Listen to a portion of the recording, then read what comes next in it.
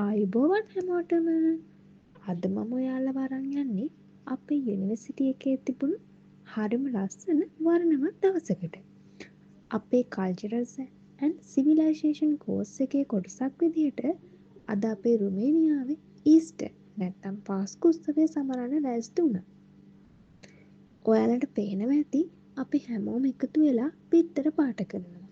මේක රුමේනියාවේ සංස්කෘතියේ ගොඩක් වැදගත් සම්ප්‍රදායක්. එක එක විදිහේ රට හා ලස්සන පාට පාවිච්චි කරලා අපි මේව හැඩ කළා. ඇත්තටම මේක වෙනස්ම අත්දැකීමක් වගේම හරිම විනෝදජනක වුණා.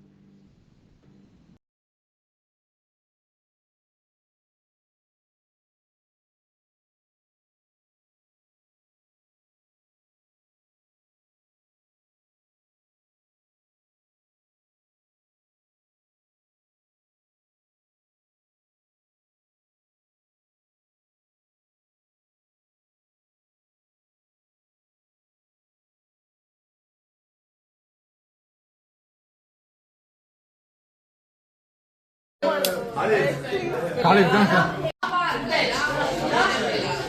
Dá pasta felicidade. Pasta felicidade. I'm stronger than her. Dá.